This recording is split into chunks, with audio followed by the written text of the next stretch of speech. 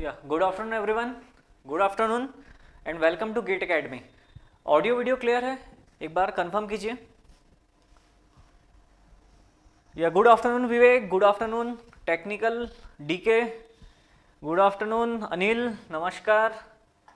Prachi Soni, good afternoon. Dhanush Kumar, good afternoon बेटा, good afternoon. Audio video clear है भाई? सभी एक बार कंफर्म कर दीजिए। यश, श्रेया, जगदीप, शियारा जगदीप, ओके शियारा जगदीप।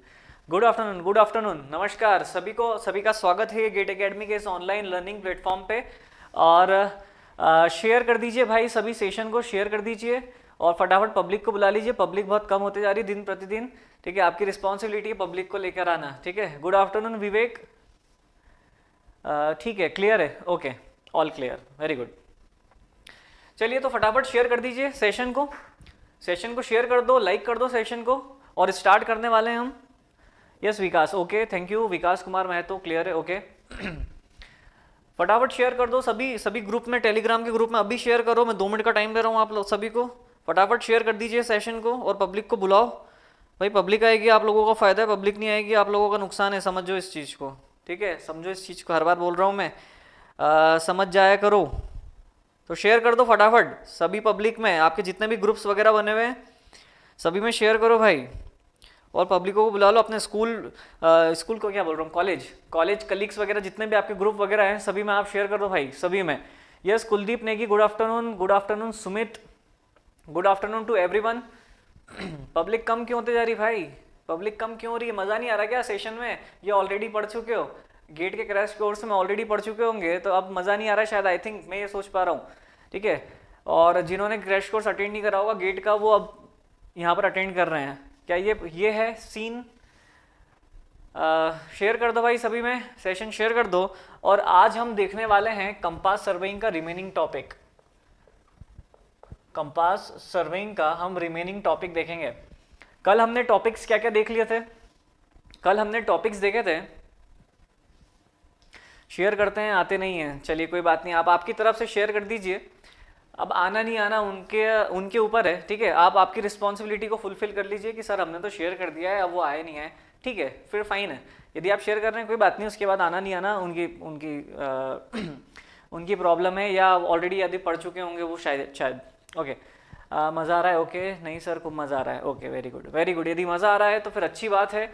और बीच बीच में थोड़ा सा जो समझ में आ जाए, कोई भी कंसेप्ट यदि क्लियर हो जाए तो बिल्कुल थम्स अप कर दिया करो, जिससे मुझे ये चीज़ क्लियर हो जाए कि आप लोग बोर नहीं फील कर रहे हो, ठीक है। मेरे क्लास में बोर फील यदि हो गया स्टूडेंट तो मैं क्लास खत्म कर दूंगा वहीं पे, ठीक है। क्लास कंटिन्यू कब तक रहेगी? जब थोड़ा सा सेशन समझ में आ रहा है, कॉन्सेप्ट समझ में आ रहा है, अदरवाइज टाइम वेस्ट करने का कोई मतलब नहीं फिर, ठीक है। चलिए, okay Manoj, thank you. Compass की बात करेंगे। सबसे पहले हमने क्या क्या डिस्कस कर चुके हैं? हम कर चुके हैं, हमने मेरिडियंस डिस्कस करा था, ट्रू मेरिडियन डिस्कस करा था, magnetic meridian, grid meridian and arbitrary meridian. उसके बाद हमने देखा था कि यदि हम कोई एक लाइन है जिसका एंगुलर मेजरमेंट किसी फिक्स्ड रेफरेंस लाइन के थ्रू निकाल रहे हैं, इसका मतलब वो एंगुलर मेजरमेंट को हम क्या नाम से डिनोट करते हैं, क्या नाम से लिखते हैं? हम उसको लिखते हैं बियरिंग के नाम से। तो हमने एक डिफरेंस देखा था कि एंगल और बियरिंग में क्या डिफरेंस है। एंगल में क्या डिफरेंस है? एंगल कोई दो भी रैंडम लाइन के बीच का एंगल जिसमें कोई फिक्स्ड रेफरेंस लाइन नहीं है। और बियरिंग क्या होता है? किसी एक फिक्स्ड रेफरेंस लाइन के बेसिस पर किसी और लाइन को डिफाइन करना, ठीक है, उसका एंगुलर मेजरमेंट लेना, वो हो जाता है उसका बियरिंग, ठीक है। इतनी बात हम लोग समझ चुके हैं। सब लोग रिकॉर्डेड देखते हैं, कोई बात नहीं, ठीक है, रिकॉर्डेड देख रहे हैं, अच्छी बात है। बट लाइव देखेंगे तो थोड़ा सा मुझे भी मोटिवेशन मिलेगा और मैं थोड़ा ज़्यादा पढ़ा पाऊंगा, ठीक है। क्योंकि रिकॉर्डेड में तो मैं उतना जितना यहाँ बताऊंगा उतना ही देख पाओगे ना। यदि लाइव रहोगे तो मैं यहाँ ज़्यादा बताऊंगा तो ज़्यादा देख पाओगे ना रिकॉर्डेड में भी, ठीक है, समझ पा रहे हो? चलिए ठीक है। सो इतना हम देख चुके थे। उसके बाद हमने क्या देखा था? बियरिंग्स में भी हमने true bearing, magnetic bearing, grid bearing and arbitrary bearing देखा था। मतलब जो भी फिक्स्ड रेफरेंस लाइन लेकर के हम जो भी फिक्स्ड रेफरेंस लाइन है, यदि वो ग्रिड मेरिडियन है तो उससे जो बियरिंग होगी वो ग्रिड बियरिंग होगी, ट्रू मेरिडियन है तो ट्रू बियरिंग होगी, मैग्नेटिक मेरिडियन है तो मैग्नेटिक बियरिंग होगी, ठीक है। ये सब हम डिस्कस कर चुके थे। मैग्नेटिक डिक्लिनेशन हमने डिस्कस करा था, क्या होता है दी horizontal angle between true meridian and magnetic meridian. फिर हमने ये डिस्कस करा था कि ये जो एंगल है ये चेंज होते रहता है, जिसको हमने बोला था वेरिएशन इन डिक्लिनेशन। हमने 4 टाइप्स देखे थे इसमें। डायगोनल वेरिएशन जो डेली बेसिस पर होता है, सेकंड हमने देखा था ईयरली वेरिएशन, जिसको हम एनुअल वेरिएशन भी कह रहे हैं, जो 1 ईयर में जितना भी चेंज होता है उसको कहते हैं ईयरली वेरिएशन। ठीक है, डायरनल वेरिएशन में 24 आवर्स में जो चेंज हो रहा है उसको हमने बोला था डायरनल वेरिएशन। उसके बाद हमने देखा था सेक्युलर वेरिएशन। तो सेक्युलर वेरिएशन में हमने देखा था कि 150 ईयर्स 200 ईयर्स में जितना चेंज देखने को मिलता है मैग्नेटिक डिक्लिनेशन में, वो क्या होता है आपके पास सेक्युलर वेरिएशन। फिर हमने देखा था इररेगुलर वेरिएशन, जिसमें हमने ये बोला था कि कोई मैग्नेटिक स्टॉर्म आ गया जिसके थ्रू जो डिक्लिनेशन है उसमें ड्रास्टिक चेंज आ गया over a short period of time. ठीक है, over a short period of time drastic change आ गया, उस टाइप का जो वेरिएशन होता है उसको हम क्या कहते हैं, इररेगुलर वेरिएशन। ठीक है, इतनी बात हम सब समझ चुके हैं। ओके, उसके बाद हमने होल सर्कल बियरिंग सिस्टम देखा था और रिड्यूस बियरिंग सिस्टम देखा था, जिसमें हमने होल सर्कल बियरिंग सिस्टम में देखा था कि केवल नॉर्थ के रेफरेंस से आपको लेना है किसी भी लाइन का मेजरमेंट, वो भी क्लॉकवाइज डायरेक्शन में, और इसकी रेंज कितनी होती है 0 से 360। रिड्यूस बियरिंग में जो कि आपकी क्वाड्रेंटल बियरिंग भी कहते हो आप, उसमें हमने क्या देखा था कि नॉर्थ और साउथ दोनों से आप रेफरेंस ले सकते हो, डिपेंड करेगा कि हमारी लाइन किसकी नियर है। हमारी लाइन यदि नॉर्थ के नियर है तो नॉर्थ से रेफरेंस लेना है, फिर वो चाहे क्लॉकवाइज हो चाहे एंटी क्लॉकवाइज हो। ठीक है, मूवमेंट क्लॉकवाइज भी हो सकता है, एंटी क्लॉकवाइज भी हो सकता है, डिपेंड करेगा लाइन किसके नियर है। फिर हमने ये देखा था कि दी लाइन साउथ के नियर है तो साउथ से आप मेजरमेंट ले सकते हो, मतलब नॉर्थ से भी ले सकते हो, साउथ से भी ले सकते हो, क्लॉकवाइज और एंटी क्लॉकवाइज दोनों डायरेक्शन में ले सकते हो। रेंज कितनी होती है तो आप बोलोगे सर 0 से 90 डिग्री, क्योंकि 90 डिग्री के बियॉन्ड चले गया मतलब वो साउथ के नियर आ गया, तो आप साउथ से मेजर कर लोगे आप। ठीक है, सो इतनी बात हमने देखी।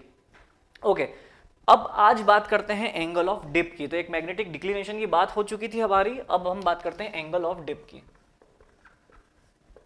एंगल ऑफ डिप या डिप एंगल भी कहते हैं इसको, एंगल ऑफ डिप और डिप एंगल। डिक्लिनेशन में हमने बोला था कि the horizontal angle between true meridian and magnetic meridian, horizontal angle. अब मैं बात करूंगा एंगल ऑफ डिप की, जिसमें मैं वर्टिकल एंगल की बात करने जा रहा हूं। किसकी बात करने जा रहा हूं? वर्टिकल एंगल की। ठीक है, एक हॉरिजॉन्टल के साथ, हॉरिजॉन्टल मतलब अर्थ सरफेस, अर्थ सरफेस के साथ एक वर्टिकल एंगल में देखने जा रहा हूं, तो ये वाली लाइन मुझे बतानी पड़ेगी कि ये लाइन कौन सी है, क्योंकि ये लाइन तो आपने बता दी सर ये हॉरिजॉन्टल है जो कि अर्थ का सरफेस है, और इसके साथ ये कौन सी लाइन है जिसका आप वर्टिकल एंगल को एंगल ऑफ डिप कह रहे हो। ठीक है, एक लाइन ये पता होना चाहिए, एक लाइन ये पता होना चाहिए, तब जाके वर्टिकल एंगल में डिफाइन कर पाऊंगा। तो ये लाइन तो मैंने बोल दिया अर्थ की सरफेस जो कि हॉरिजॉन्टल है किसी प्लेस के लिए, किसी एक प्लेस पर हॉरिजॉन्टल मतलब जिस पॉइंट पे खड़े हो आप, है तो लेवल सरफेस, लेकिन जिस पॉइंट पे खड़े हो आप वहां से जो टेंजेंट ड्रॉ करोगे आप। ठीक है, ओके, सो ये लाइन तो हमें समझ में आ गई, हॉरिजॉन्टल मतलब अर्थ सरफेस। और दूसरा ये वाली जो लाइन है, इस वाली लाइन को हम बोलेंगे मैग्नेटिक फोर्स लाइन या मैग्नेटिक फ्लक्स लाइन। ठीक है, सो हम इसको कैसे डिफाइन करेंगे? हम इसको डिफाइन करेंगे the vertical angle between the magnetic flux line with the earth surface और with the horizontal is called angle of dip. Sir समझ नहीं आया, समझो इसको, देखो कैसे। मैग्नेटिक, एक मैग्नेट आपने देखा होगा और मैग्नेटिक फील्ड देखी होगी मैग्नेट की कैसी होती है। जैसे मैं यहाँ पर एक मैग्नेट ड्रॉ करूँ, ये मैंने एक मैग्नेट ड्रॉ करा, नॉर्थ पोल और साउथ पोल। ठीक है, तो यहाँ पर आप मैग्नेटिक जो इसकी फील्ड होती है वो आप कुछ इस तरीके से देखते हो। ठीक है, ये तो आप पढ़ चुके होंगे 11th 12th वगैरह में आपने जब पढ़ा होगा, ये इसकी फील्ड होती है। ठीक है, ये क्या शो कर रही है? ये शो कर रही है कि जो मैग्नेटिक फोर्स की डायरेक्शन है, मतलब मुझे किसी भी पॉइंट पर मैग्नेटिक फोर्स की डायरेक्शन निकालना है तो मैं क्या करूंगा, मैं यहाँ पर उसके बाद टेंजेंट मार्क कर दूंगा, तो मुझे क्या मिल जाएगा कि यहाँ ये है मैग्नेटिक फोर्स की डायरेक्शन इस पॉइंट पर। वैसे ही यदि मुझे इस पॉइंट मैग्नेटिक फोर्स की डायरेक्शन चाहिए तो मैं क्या कर दूंगा, यहाँ पर टेंजेंट मार्क कर दूंगा। मतलब मुझे जिस पॉइंट पर भी डायरेक्शन चाहिए वहां पर मैं क्या कर दूंगा, टेंजेंट मार्क कर दूंगा, तो मुझे मैग्नेटिक फोर्स की डायरेक्शन मिल जाएगी, या मैं जिसको बोल रहा हूँ magnetic flux direction. Magnetic flux direction में कैसे डिटरमाइन कर पाऊंगा, क्योंकि मेरे पास है एक निडल, मेरे पास कंपास है, कंपास में एक निडल है, और निडल जो है वो मैग्नेटिक फोर्स डायरेक्शन में ही रेस्ट कंडीशन में आती है, ये मुझे पता है। जब मैंने मैग्नेटिक डिक्लिनेशन पढ़ा था तब मैंने हॉरिजॉन्टल एंगल की बात करी थी, मतलब जो मेरे पास मैग्नेटिक निडल थी उसका मूवमेंट हॉरिजॉन्टल प्लेन में ही हो सकता था, उसका मूवमेंट वर्टिकल प्लेन में नहीं हो सकता था। यहाँ पर मुझे वर्टिकल एंगल की बात कर रहा हूँ, मतलब वो जो कंपास में हॉरिजॉन्टल मूवमेंट वाली निडल थी उससे मेरा काम नहीं होगा। क्यों? क्योंकि मेरे को वर्टिकल एंगल की बात करना है यहाँ पर, तो इसका मतलब मुझे एक ऐसी निडल चाहिए जिसका मूवमेंट वर्टिकल प्लेन में हो, जिसका मूवमेंट क्या हो, वर्टिकल प्लेन में हो। इसी निडल के बेसिस पर मैं क्या कर पाऊंगा, इसी निडल के बेसिस पर मैं मैग्नेटिक फ्लक्स की डायरेक्शन को शो कर पाऊंगा, क्योंकि ये निडल किस डायरेक्शन में रेस्ट कंडीशन में आएगी, जिस डायरेक्शन में मैग्नेटिक फ्लक्स होगा, जिस डायरेक्शन में मैग्नेटिक फोर्स होगा। यदि मैग्नेटिक फोर्स इस डायरेक्शन में है तो इसी डायरेक्शन में मेरी निडल भी रेस्ट कंडीशन में आएगी। यदि मैं इस निडल को उठा के यहाँ पर ले आऊँ तो जो मैग्नेटिक निडल होगी वो इस डायरेक्शन में रेस्ट कंडीशन में आएगी। ये तो डायग्राम से हो गया। अब मैं इसको प्रैक्टिकली समझता हूँ, ठीक है, इसको मैं प्रैक्टिकली समझता हूँ। ये अर्थ दिख रही है आपको, ठीक है, ये है अर्थ। अर्थ की कुछ मैग्नेटिक फील्ड, अर्थ की कुछ मैग्नेटिक फील्ड है। ये लाइन है इक्वेटर, ये क्या है, इक्वेटर, और ये दो पोल है, नॉर्थ पोल और साउथ पोल, और ये है आपके पास पोलर एक्सिस, ठीक है, ये है इक्वेटर। क्लियर? ओके। अब देखिए एंगल ऑफ डिप की बात कर रहा हूं तो कौन सा एंगल है, वर्टिकल एंगल है। किसके बीच, मैग्नेटिक फोर्स डायरेक्शन और सरफेस ऑफ द अर्थ जो कि हॉरिजॉन्टल है उसके बीच। इतनी बात मुझे क्लियर है। मैग्नेटिक फोर्स डायरेक्शन जो कि मुझे निडल बताएगी, और अर्थ के सरफेस के साथ वो कितना एंगल शो कर रही है, that is the angle of dip. इतनी बात मुझे क्लियर है, ठीक है। यदि मैं इक्वेटर की बात करूं तो इक्वेटर पर जो ये निडल है ये 0 डिग्री का एंगल शो करती है, और जैसे जैसे मैं पोल पर जाता हूं इसका एंगल चेंज होते जाता है, चेंज होते जाता है, और एट पोल ये 90 डिग्री का एंगल शो करती है। मतलब मतलब angle of dip at equator is 0 and angle of dip at pole is 90 degree. At pole is 90 degree. इसको मैं एक और डायग्राम से समझता हूं। देखिए कैसे, थोड़ा सा इमेजिन करना पड़ेगा आपको इस चीज को। ये है आपके पास इक्वेटर, ये क्या है, इक्वेटर, ठीक है, और ये है पोल। ओके, यहां पर अच्छा निडल का पहले डायग्राम बनाता हूं मैं। एक निडल बताता हूं आपको कैसी है निडल। ये निडल कुछ इस तरीके की है।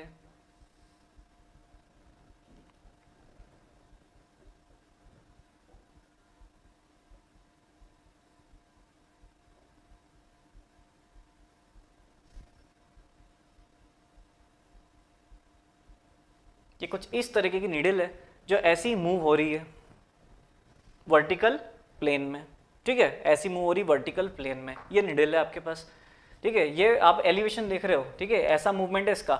ये वर्टिकल एंगल शो कर रही है। क्या शो कर रही है, ये वर्टिकल एंगल है। ये हॉरिजॉन्टल एंगल मत मान लेना इसको कि ये कुछ ऐसा हॉरिजॉन्टल प्लेन में। ये हॉरिजॉन्टल प्लेन में मूवमेंट नहीं है, ये वर्टिकल प्लेन में मूवमेंट है, ठीक है। ओके, सो यदि मैं यहाँ पर बात करूँ, यहाँ पर मैंने इस निडल को रखा है, तो ये निडल जो है वो इस डायरेक्शन में रेस्ट कंडीशन में आएगी, इस डायरेक्शन में रेस्ट कंडीशन में आएगी। इसका मतलब यहाँ पर देखना, आप ऐसे खड़े हो, ठीक है, आप ऐसे खड़े हो, ये अर्थ की सरफेस है, ये आप ऐसे खड़े हो, ठीक है। यहाँ पर यदि मैं इस पॉइंट पर, जिस पॉइंट पर मैग्नेटिक निडल की डायरेक्शन अपवर्ड बता रही है, एक्चुअली में यहाँ पर बोर्ड पे आपको अपवर्ड दिख रहा है, लेकिन ये मानो कि आप यहाँ पर इक्वेटर पे खड़े हो और निडल कुछ ऐसी है, निडल कुछ ऐसी है। इसका मतलब हॉरिजॉन्टल के साथ 0 डिग्री एंगल फॉर्म कर रही है। हॉरिजॉन्टल मतलब ये अर्थ सरफेस, ठीक है, अर्थ सरफेस पर मैंने टेंजेंट मार्क करा, अर्थ सरफेस पर टेंजेंट मार्क करा। यहाँ पर आपको दिख वर्टिकल रहा है, लेकिन एक्चुअली में जब आप यहाँ पर खड़े हो तो आपको ये हॉरिजॉन्टल प्लेन दिख रहा है। क्या समझ पाएंगे? आप अर्थ के इस पॉइंट पर हो, आप अर्थ के इस पॉइंट पर हो, मैं इस अर्थ के इस पॉइंट पर हूं, तो मुझे यहाँ पर हॉरिजॉन्टल प्लेन दिख रहा है, ये हॉरिजॉन्टल प्लेन दिख रहा है। मेरी निडल यहाँ पर कुछ इस डायरेक्शन में है, मतलब हॉरिजॉन्टल के साथ क्या है, 0 एंगल फॉर्म कर रही है। लेकिन मैं जब यहाँ पर उठ के आ गया पोल पर, कहाँ पर आ गया, पोल पर आ गया, तो यहाँ पर जो यहाँ पर निडल अब इस डायरेक्शन में शो हो रही है। और यदि मैं इस पर टेंजेंट मार्क करूँ, मतलब मुझे हॉरिजॉन्टल प्लेन चाहिए, तो हॉरिजॉन्टल प्लेन के साथ ये एंगल कितना फॉर्म कर रही है, 90 डिग्री का एंगल फॉर्म कर रही है। और यहाँ पर कितना था, 0 डिग्री का एंगल था।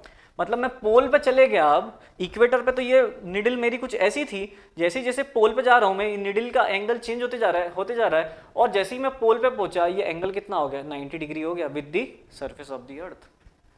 क्या पॉइंट क्लियर हुआ आप लोगों को? ठीक है, मतलब मैं यदि ये बात कर रहा हूं कि एट, पहले तो मैं यहां पर लिख देता हूं what is the angle of dip, the vertical angle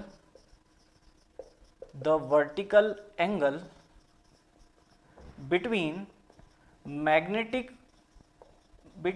magnetic flux direction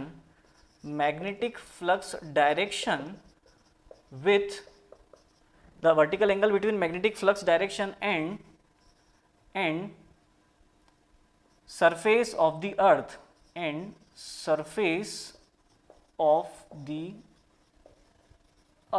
जिसको मैं ब्रैकेट में लिख रहा हूं हॉरिजॉन्टल, जिसको मैं ब्रैकेट में क्या लिख रहा हूं, हॉरिजॉन्टल सरफेस ऑफ द अर्थ।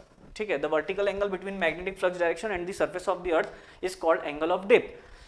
अब यहाँ एक मेन पॉइंट मैं लिख रहा हूं क्या, कि the first point note point है, the value of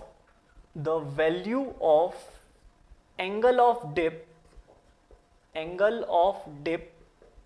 at equator, the value of angle of dip at equator is 0. Second point, the value of angle of dip at pole which is equal to 90 degree. ठीक है, और यदि मैं आपसे ये पूछूं कि पोल और इक्वेटर के इन बिटवीन कोई प्लेस है, वहां पर आप एंगल बताओ कितना होगा, तो आप बोलोगे सर ये 0 डिग्री पोल पर है, इक्वेटर पे है, 90 डिग्री पोल पर है, तो कई इन बिटवीन प्लेस पर यदि आप पूछोगे तो वो एंगल कितना मिलेगा आपको, वो एंगल मिलेगा 0 से 90 के बीच में। ठीक है, कहीं पर भी हो सकता है, डिपेंड करेगा आपने कहाँ पर रखा है। जहाँ पर रखा हुआ है मैग्नेटिक फ्लक्स किस डायरेक्शन में है, वहाँ पर मैग्नेटिक फ्लक्स किस डायरेक्शन में है, और मैग्नेटिक फ्लक्स के बेसिस पर आप क्या बता सकते हो वहां पर एंगल कितना होगा। ठीक है, वैसे ही आप यहां से भी समझ सकते हो, देखो ये मैग्नेटिक फ्लक्स डायरेक्शन, ये पोल थे हमारे पास। ठीक है, यदि ये इक्वेटर है आपके पास, इक्वेटर ये अर्थ की सरफेस है, तो अर्थ की सरफेस के साथ ये निडल ने कितना एंगल फॉर्म करा, 0 डिग्री, और यहाँ पे अर्थ की सरफेस के साथ कितना एंगल फॉर्म करा, 90 डिग्री का।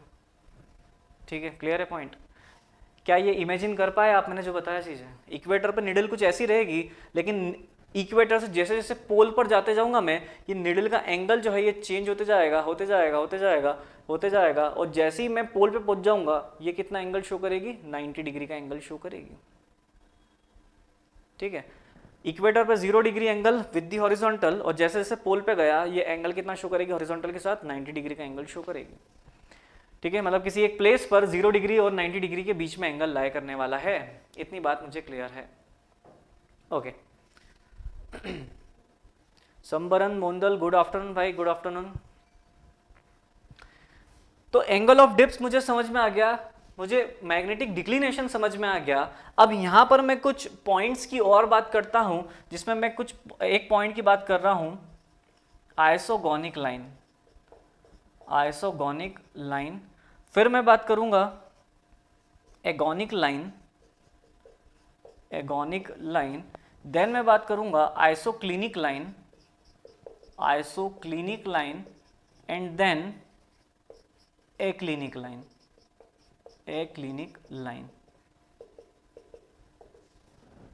इन 4 लाइंस की बात करता हूं। 2 टाइप के एंगल देख चुका हूं मैं, एक तो मैग्नेटिक डिक्लिनेशन और दूसरा एंगल ऑफ डिप।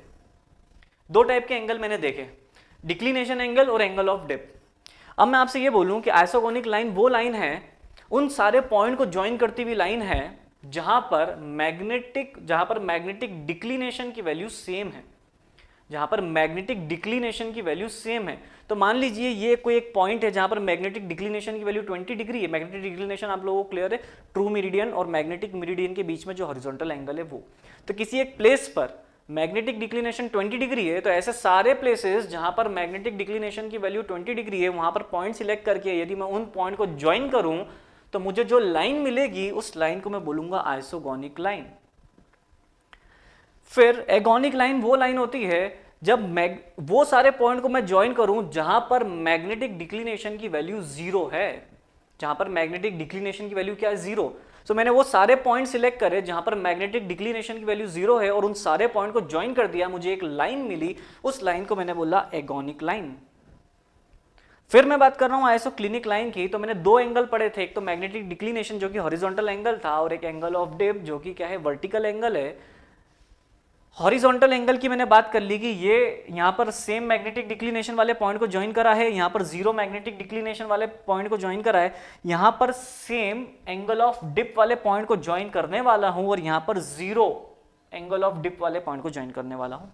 मतलब सेम एंगल ऑफ डिप वाले सारे पॉइंट को ज्वाइन करती हुई जो लाइन बनेगी वो लाइन हो जाएगी आपके पास आइसोक्लिनिक लाइन, और 0 एंगल ऑफ डिप वाले सारे पॉइंट को ज्वाइन करती हुई जो लाइन मिलेगी आपको वो मिलेगी एक्लिनिक लाइन। ठीक है, सो ये इंपॉर्टेंट है आपके पास। Same declination, yes correct, very good. Technical okay ने थम्स अप करा है, मतलब चीज़ें समझ में आ रही है, very good very good. So मैं यहाँ पर इसको लिख देता हूँ, what is isogonic line? Line joining the points having, line joining the points having same value of magnetic declination,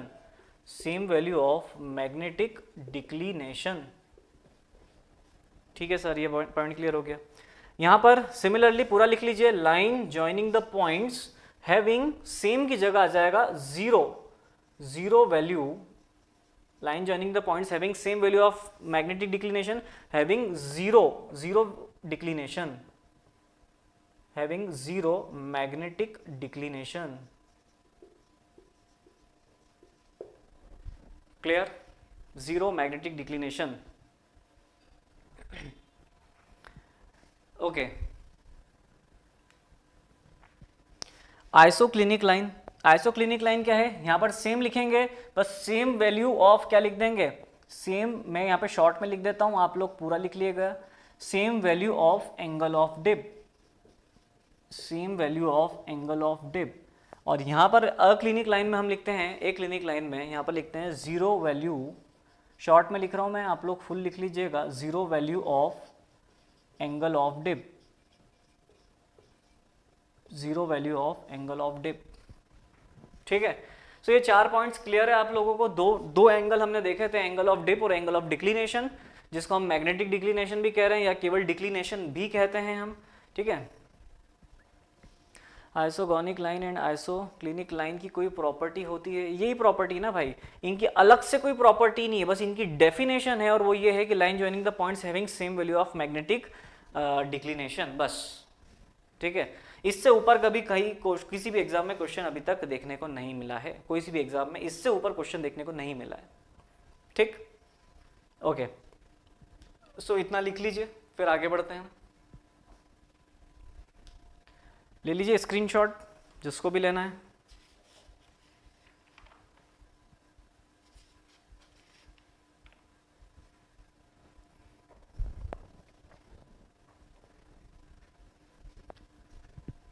okay, अब बात करते हैं हम fore bearing and back bearing की।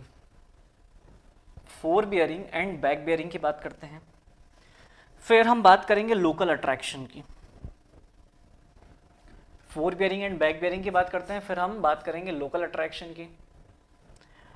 अच्छा, इस पे एंगल ऑफ डिप पर बेस्ड एक इमेज भी मैंने आप लोगों के साथ शेयर करी थी, कभी आप टेलीग्राम ग्रुप में होंगे तो शायद आपको मिली होगी, और यदि आप नहीं हैं तो वहाँ पर आप मेरा टेलीग्राम ग्रुप भी ज्वाइन कर सकते हैं, वहाँ पर भी मैंने शेयर करी हुई है। और यदि आपको और देखना हो तो आप मुझे एक मैसेज ड्रॉप कर दीजिएगा वहाँ पर, तो मैं वहाँ पर अगेन शेयर कर दूँगा। ठीक है, सो आप ज्वाइन कर सकते हैं ग्रुप। ओके, चलिए अब बात करते हैं four bearing and back bearing की। डिक्लिनेशन का क्वेश्चन, हाँ जी, क्वेश्चन अभी कराएंगे हम। ठीक है, क्वेश्चन अभी मैं लेकर के आया हूँ, इमेजेस आपको शो करूँगा और सॉल्व करेंगे। पहले सारे कंसेप्ट देख लें हम। तो यहाँ पर हम बात करने वाले हैं किसकी? Fore bearing and back bearing की।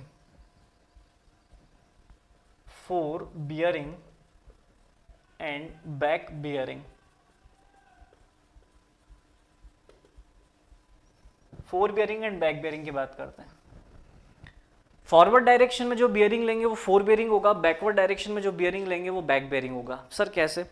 यहाँ पर मैं एक बात करता हूँ ओपन ट्रैवर्स की। किसकी बात कर रहा हूँ? एक ओपन ट्रैवर्स की। ये मान लीजिए आपके पास एक ओपन ट्रैवर्स है, ये ओपन ट्रैवर्स है। ठीक है, कहाँ से कहाँ जा रहे हो आप जा रहे हो ए से बी, फिर बी से सी एंड सी से डी, ये आप गए। क्या करा होगा आपने सबसे पहले ए पर रखा होगा कंपास को, बी पर रखा होगा आपने रेंजिंग रॉड को।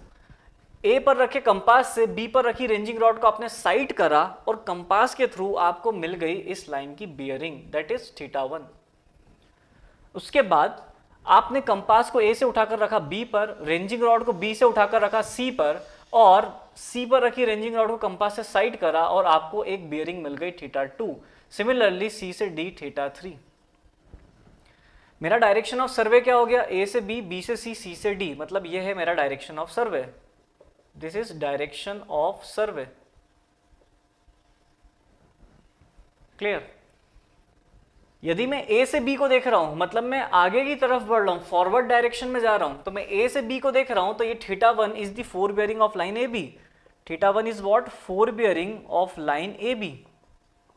Four bearing of line A B. Theta two is fore bearing of line B C. Fore bearing of line B C. What is theta three? Is fore bearing of line C D.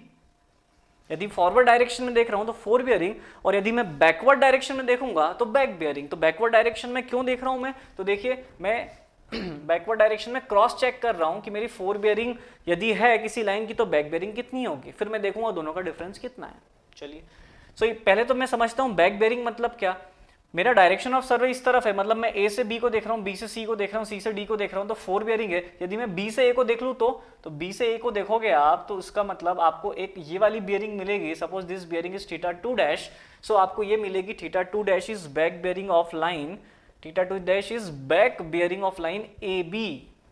ठीक है, back bearing of line A B. A B की back bearing होगी. ठीक है, आप इसको ये मत बोलिएगा कि back bearing of line B A, नहीं, back bearing of line B A नहीं बोलेंगे आप क्या बोलेंगे? Back bearing of line A B, क्योंकि ए बी लाइन में ए फर्स्ट पॉइंट है, बी सेकंड पॉइंट है. आप back bearing of line A B बोल रहे हो, इसका मतलब आप बी से ए को देख रहे हो. आप कहां से? बी से ए को देख रहे हो, बी से ए को. क्लियर है? यदि सिमिलरली यदि मैं सी से बी को देखूं तो आप बोलोगे sir it is theta three dash, तो यहां पर लिख दोगे आप sir theta three dash is back bearing of line B C, of B C. C B नहीं बोलेंगे आप. ठीक है, सिमिलरली यदि मैं डी से सी को देखूं तो यहां पर मुझे दिखेगा थीटा फोर डैश, और थीटा फोर डैश को मैं बोलूंगा it is back bearing of line C D, back bearing of line C D. ठीक है, अब मैं यदि इनके बीच में रिलेशन निकालूं तो मुझे एक चीज तो समझ में आ रही है कि ये इतना एंगल जो होगा, देखिए ये एंगल कितना हो जाएगा यहां से यहां तक. यहाँ मैं एक और डायग्राम बना करके आपको बताता हूं. ये डायग्राम मैंने वापस बनाया ए और बी का. ठीक है, इस एंगल को मैंने बोला था थीटा वन, और ये वाले एंगल को मैंने बोला था कितना? Theta two dash.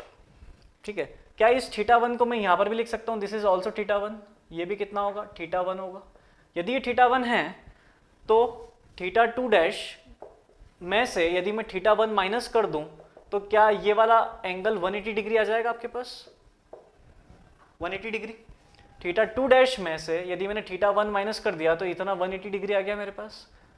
Theta two dash क्या था मेरे पास? Back bearing of line A B.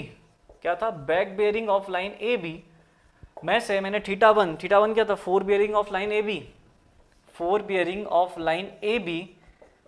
तो ये कितना आ गया? 180 डिग्री. इसका मतलब मुझे किसी भी लाइन की यदि बैक बेरिंग डिटरमाइन करना है और मुझे फोर बेरिंग गिवन है तो मैं क्या कर सकता हूँ? 180 डिग्री ऐड कर सकता हूँ. लेकिन कब? जब मेरे पास फोर बेरिंग जो आई है, थीटा वन जो फोर बेरिंग है वो 180 डिग्री से कम है उस केस में. और यदि 180 डिग्री से ज़्यादा है तब मैं सब्ट्रैक्ट करूँगा. तो मैं यहाँ पर जनरलाइज्ड फॉर्म में एक बात लिख देता हूँ कि when four bearing is less than 180 degree then back bearing will be कितना हो जाएगा? ये हो जाएगा 180 degree plus four bearing, 180 degree plus four bearing. ये फर्स्ट पॉइंट लिखा मैंने. लेकिन यदि मैं आपसे ये बोलूं कि when fore bearing is greater than 180 degree then back bearing जो होगा, then back bearing will be, ये कितना हो जाएगा? ये हो जाएगा आपके पास ये हो जाएगा आपके पास fore bearing minus 180 degree, fore bearing minus 180 degree. ठीक है, मतलब यदि आपको कोई बियरिंग गिवन है और वो 180 डिग्री से कम है और आपको बोला है कि उसकी बैक बेरिंग डिटरमाइन करो तो आपको 180 डिग्री उसमें ऐड कर देना है यदि 180 डिग्री से कम है तो, और यदि 180 डिग्री से ज़्यादा है तो आपको उस बियरिंग में से 180 डिग्री को सब्ट्रैक्ट कर देना है. तब जाके आपको फोर बियरिंग और बैक बियरिंग मिल जाएगी.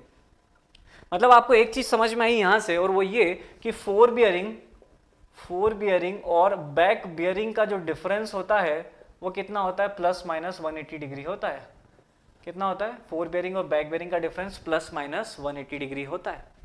इतनी बात मुझे समझ में आई. और यही चीज इस बार गेट में पूछी गई थी. इस बार गेट में ये स्टेटमेंट दे दिया गया सर। तो किसी भी एक लाइन के लिए फोर बेयरिंग और बैक बेयरिंग का डिफरेंस कितना होना चाहिए? 180 डिग्री होना चाहिए। यदि फोर बेयरिंग और बैक बेयरिंग का डिफरेंस 180 डिग्री है, इसका मतलब कोई भी एरर वहां पर नहीं है। और यदि फोर बेयरिंग और बैक बेयरिंग का डिफरेंस 180 डिग्री नहीं है, इसका मतलब वहां पर एरर है, और उस एरर को मुझे डिटरमाइन करना है। तो वो एरर क्यों जनरेट हुई इसके बारे में मुझे डिस्कस करना है, और उसको मैं कैसे एलिमिनेट कर पाऊंगा इस बारे में मुझे डिस्कस करना है, और वो एरर किस स्टेशन पर आएगी इस बारे में मुझे डिस्कस करना है।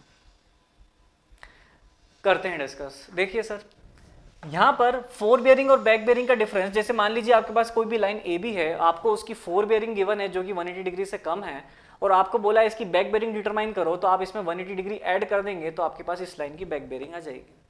अब इस लाइन की बैक बेयरिंग आ चुकी है आपके पास, तो अब आप क्या करने वाले हो? मान लीजिए फोर बेयरिंग, अब आपने तो 180 डिग्री ऐड करा, तो फोर बेयरिंग और बैक बेयरिंग का डिफरेंस तो 180 डिग्री ही होगा, क्योंकि आपने फोर से बैक निकाला है। लेकिन आपको क्वेश्चन में दे दिया गया है, फोर बेयरिंग भी दे दी है, बैक बेयरिंग भी दे दी है, दोनों बेयरिंग आपको दे दी गई है। तो आप क्या चेक करोगे? आप ये चेक करोगे कि दोनों बेयरिंग का डिफरेंस 180 डिग्री है या नहीं है। यदि डिफरेंस 180 डिग्री है, इसका मतलब उन स्टेशन पे कोई भी लोकल अट्रैक्शन नहीं है, और यदि डिफरेंस 180 नहीं है, इसका मतलब वहां पर कोई एरर है, जिस एरर को हम कहते हैं लोकल अट्रैक्शन एरर। क्या बोलते हैं? Local attraction error. तो ये क्यों जनरेट हो रही है इसके बारे में बात करते हैं। उससे पहले मैं आपको एक थोड़ा सा यही वाला डायग्राम वापस बता देता हूं। यहाँ पर यही डायग्राम मैं यहाँ पर बना रहा हूं, यही मैंने डायग्राम यहाँ पर बनाया जिसको मैंने बोला θ1 and it is suppose it is θ2, ठीक है, θ2 ही बोल दे, θ2 डैश बोल देते हैं, चलो θ2 dash. Point is A and B. A B line की जो बियरिंग ली है वो ए स्टेशन से ली है, ए पर कंपास रखा है, बी पर रेंजिंग रॉड रखी है। जब बी ए लाइन को मैं देख रहा हूं तब मैंने कंपास बी पर रखा है, रेंजिंग रॉड ए पर रखा है। मतलब मेरे पास दो स्टेशन है, मैं कंपास को अलग अलग स्टेशन पर रख करके चेक कर पा रहा हूं फोर बेयरिंग और बैक बेयरिंग, और उनके डिफरेंस को देख करके मैं बता पा रहा हूं कि यहां पर 180 डिग्री डिफरेंस यदि नहीं है तो एरर है। अब एरर है तो कौन से स्टेशन में एरर है? क्या वो ए स्टेशन में एरर है, क्या वो बी स्टेशन में एरर है, या दोनों में एरर है? ये मैं बात करने जा रहा हूं, ठीक है। तो अब मान लो कि आपने कंपास रखा है ए पर, आपने रेंजिंग रॉड रखी है बी पर, कंपास रखा ए पर, रेंजिंग रॉड रखी बी पर। ए पर, ए स्टेशन पर, यहां पर ए स्टेशन है, बी स्टेशन वहां कहीं पर है, ए स्टेशन यहां पर है, यहां पर कोई भी दूसरी मैग्नेटिक फील्ड आसपास से पास नहीं हो रही है। मतलब आपके पास इस कंपास में जो मैग्नेटिक नीडल है वो एग्जैक्टली मैग्नेटिक नॉर्थ और मैग्नेटिक साउथ डायरेक्शन को शो कर रही है। अब मान लीजिए यहां से आपने रेंजिंग रॉड को जो कि बी पर रखी हुई है उसको साइड करा और बियरिंग नोट कर ली, और वो बियरिंग आई आपके पास क्या? θ1। तो ये करेक्ट बियरिंग है आपके पास, क्योंकि यहां पर इस जो स्टेशन जहां पर इंस्ट्रूमेंट रखा था ए स्टेशन, वहां पर कोई भी आसपास से कोई मैग्नेटिक लाइन पास नहीं हो रही, कोई मैग्नेटिक फील्ड नहीं आ रही। वो मैग्नेटिक फील्ड कैसे आती कि कोई इलेक्ट्रिक वायर जो है वो आसपास से पास हो रहा है, और उसकी जो मैग्नेटिक फील्ड आसपास जो जनरेट हो रही है, यदि उसकी रेंज में आपका इंस्ट्रूमेंट रखा है, तब वो जो निडल है वो एग्जैक्ट मैग्नेटिक नॉर्थ और साउथ डायरेक्शन में रेस्ट ना करते हुए वो डिविएट हो जाएगी अपने पाथ से, और डिविएट हो गई, इसका मतलब अब वो आपको एरर देने वाली है वहां पर। तो हम ये मान लेते हैं कि जो ए स्टेशन है अभी वो फ्री है, मतलब उसके आसपास कोई वायर वगैरह नहीं गया है, जिससे कोई भी ऐसी मैग्नेटिक फील्ड नहीं आ रही जो निडल को डिविएट कर पाए। इतनी बात मुझे क्लियर है। लेकिन बी से जब मैं एक की बियरिंग नोट कर रहा हूं जो कि बैक बियरिंग है ए बी लाइन की, तो बी स्टेशन पे मान लीजिए कोई वायर पास हो रहा है जिसके थ्रू क्या हो रहा है, कोई दूसरी मैग्नेटिक फील्ड जनरेट हो रही है, और वो मैग्नेटिक नीडल को अपनी ओरिजिनल लाइन से डिविएट कर रही है।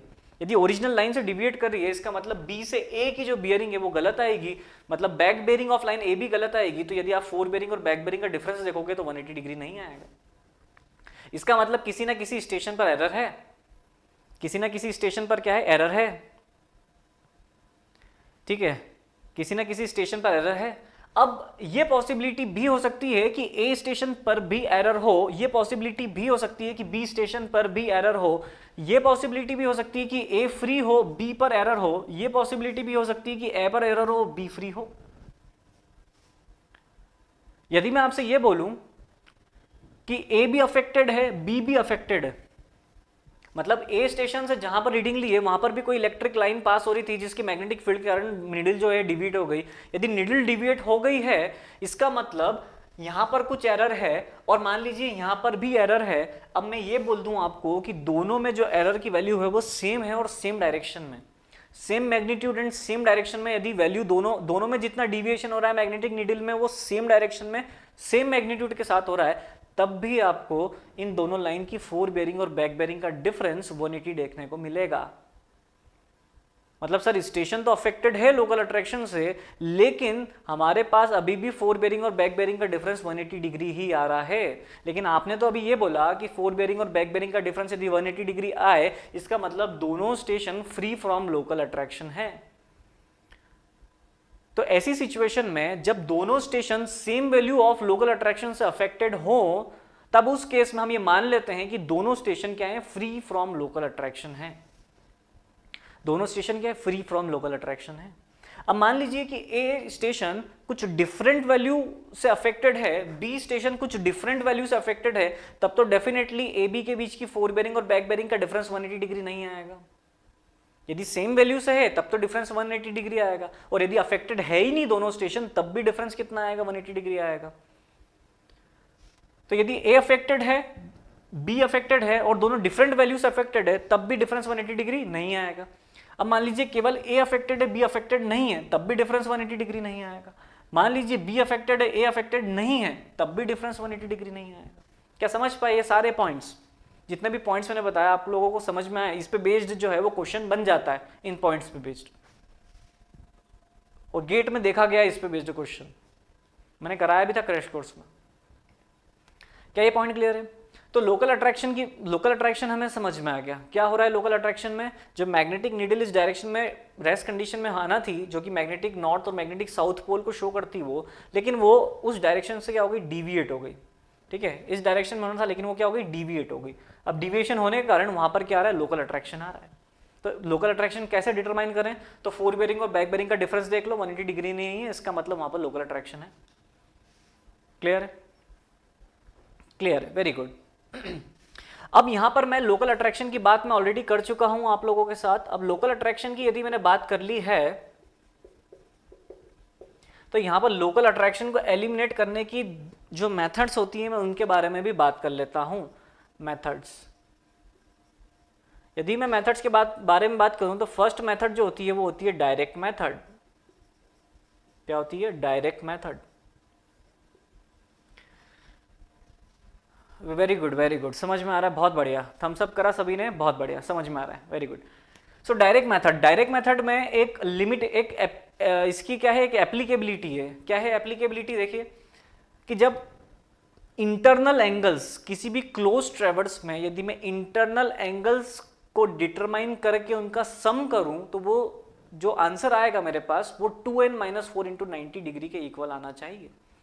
यदि वो इक्वल आ रहा है तब मैं जाकर डायरेक्ट मेथड अप्लाई कर सकता हूं, और यदि वो इक्वल नहीं आ रहा है तब मैं डायरेक्ट मेथड अप्लाई नहीं कर पाऊंगा। मैंने क्या बोला आपको कि यहां पर इसकी एप्लीकेबिलिटी क्या है, इस मेथड की एप्लीकेबिलिटी ये है, एप्लीकेबिलिटी कि जो sum of internal, sum of internal angles जो हैं, सम ऑफ इंटरनल एंगल्स वो कितना आना चाहिए, वो आना चाहिए 2n-4 × 90 के, 2n-4 × 90 के, जहां पर n क्या है, number of sides, number of sides, n क्या है, नंबर ऑफ साइड्स। यदि जो इंटरनल एंगल है उनका सम 2n-4 × 90 के इक्वल आ रहा है, इसका मतलब ये डायरेक्ट मेथड आप अप्लाई कर सकते हो। यदि इक्वल नहीं आ रहा है तो फिर आप जाओगे किसमें, इंटरनल एंगल मेथड पे जाओगे। किस पे जाओगे? इंटरनल एंगल मेथड पे जाओगे। ठीक है, सो जो आपको पढ़ना दोनों ही रहती है, दोनों ही इंपॉर्टेंट रहती है, इंटरनल मेथड भी और डायरेक्ट मेथड भी। डायरेक्ट मेथड में एक पॉइंट होता है जो इंपॉर्टेंट पॉइंट है, वो मैं आपको बताता हूँ। एक तो एप्लीकेबिलिटी वाला पॉइंट आप लोगों को क्लियर हो गया। दूसरा पॉइंट ये होता है इसमें कि किसी स्टेशन पर आपने लोकल अट्रैक्शन की वैल्यू डिटरमाइन कर ली है, किसी स्टेशन पर आपने लोकल अट्रैक्शन की वैल्यू डिटरमाइन कर ली है, तो उस स्टेशन से जितनी भी आपने रीडिंग्स ली हैं वो सारी रीडिंग्स में उस लोकल अट्रैक्शन को आपको अप्लाई करना पड़ेगा। जैसे यहां पर मान लीजिए कि आपने ए स्टेशन से ए बी लाइन की बियरिंग मेजर करी, साथ ही आपने यहां पर एक और कोई लाइन थी ए डी या ए सी, जो भी बोलना है आपको, ये भी मेजर करा और ये मेजर करा आपने, मतलब इसकी बियरिंग नोट करी, suppose this bearing is theta, this bearing theta, और यहां पर इस स्टेशन ए पर लोकल अट्रैक्शन की वैल्यू मेरे पास आई है 2 degree positive, 2 degree positive error की वैल्यू आई है। इसका मतलब यहां पर मुझे कंपेंसेशन करना पड़ेगा उस एरर को। तो एक तो ए बी लाइन पे तो मुझे कंपेंसेट करना ही पड़ेगा उस एरर को, साथ में ए सी लाइन पर भी मुझे उस एरर को कंपेंसेट करना पड़ेगा। कहने का मतलब किसी एक स्टेशन पर यदि आप लोकल अट्रैक्शन डिटरमाइन कर चुके हो, वो सेम एरर एप्लीकेबल है उन सारी लाइंस पर जो उस स्टेशन के द्वारा ली गई है। क्या ये पॉइंट क्लियर है? ये पॉइंट आपको देखने को मिलेगा किसमें? डायरेक्ट मेथड में। साथ ही एक और पॉइंट आपको देखने को मिलेगा, और वो ये पॉइंट है कि कोई भी स्टेशन यदि फ्री फ्रॉम लोकल अट्रैक्शन है तो उस स्टेशन से जितनी भी रीडिंग्स आपने ली हैं वो सारी रीडिंग्स हैं वो सारी रीडिंग्स करेक्टेड होगी। मतलब यदि a station free from local attraction है, या आप डिटरमाइन कर चुके हो कि a station free from local attraction है, तो ए से बी तक की जो रीडिंग, ए से बी तक की जो बियरिंग आप नोट करोगे वो करेक्ट होगी, ए से सी तक की जो बियरिंग आप नोट करोगे वो करेक्ट होगी। और यहाँ मान लीजिए 3-4 लाइंस की और बियरिंग आपने नोट करी उस स्टेशन से, वो सारी बियरिंग जो होगी वो करेक्टेड होगी। ठीक है, ये जितने भी पॉइंट्स बोले मैंने, सारे इंपॉर्टेंट पॉइंट्स बोले हैं मैंने। जितने भी पॉइंट्स लोकल अट्रैक्शन पे बेस्ड बोले, जितने भी पॉइंट डायरेक्ट मेथड पे बोले हैं, एप्लीकेबिलिटी पे बोला है, इंटरनल एंगल्स पे बोला है, सारे इंपॉर्टेंट पॉइंट है। और सारे पॉइंट्स पे ऑब्जेक्टिव क्वेश्चन देखे गए हैं। किसी भी एग्जाम को आप उठा लीजिए, सारे पॉइंट्स पर ऑब्जेक्टिव क्वेश्चन देखे गए हैं। सारे पॉइंट्स पे यदि सारे पॉइंट क्लियर हैं तो ये जो डायरेक्ट मेथड पे बेस्ड जो न्यूमेरिकल हम करते हैं तो वो हमें न्यूमेरिकल इजीली सॉल्व हो जाते हैं। क्लियर है? पॉइंट आया सभी को समझ में? यहां तक पॉइंट सभी को समझ में आया है? तो एक डायरेक्ट मेथड मैंने आपको बताया, दूसरी जो मेथड होती है आप नाम लिख लीजिए इसके नीचे, इंटरनल एंगल मेथड। दूसरी मेथड कौन सी होती है? Internal angle method. Internal angle method.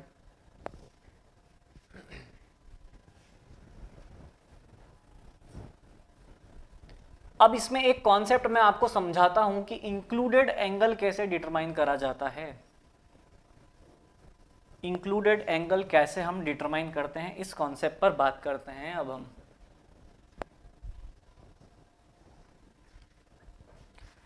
पहली मेथड का नाम आप लिख लिया, दूसरी मेथड का नाम है internal angle method. Internal angle method, internal angle method. इस इंटरनल एंगल मेथड में आप पहले तो अप्लाई कब करते हो? जब सम ऑफ इंटरनल एंगल जो है वो 2n-4 इंटू 90 डिग्री के इक्वल नहीं आ रहे हैं, उस केस में आप अप्लाई करते हो। तो इस मेथड में आप करते क्या हो? इस मेथड में आप सबसे पहले इंटरनल एंगल्स निकालते हो जो कि इनकरेक्टेड है, मतलब इनकरेक्ट इंटरनल एंगल्स आप सबसे पहले डिटरमाइन कर लेते हो। फिर आप चेक करते हो कि वो 2n-4 इंटू 90 डिग्री के इक्वल तो नहीं आ रहा है, ऑब्वियस सी बात है, नहीं तो हम डायरेक्ट मेथड लगा देते। वो क्या हो रहा होगा? थोड़ा सा डिविएट हो रहा होगा 2n-4 इंटू 90 के। इसका मतलब जितना भी डिविएशन आ रहा है, तो मान लीजिए कि आपके पास 360 डिग्री 2n-4 इंटू 90 डिग्री का जो आंसर है वो 360 है, और आपके पास आ रहा है 361। इनकरेक्ट इंक्लूडेड एंगल का सम, इनकरेक्ट इंटरनल एंगल का सम कितना आ रहा है? 361 आ रहा है। इसका मतलब 1 डिग्री का एरर है, और वो 1 डिग्री का एरर आपको जितने भी सारे इंटरनल एंगल्स हैं उन सभी में कंपेंसेट करना पड़ेगा। तो यदि वहां पर 4 एंगल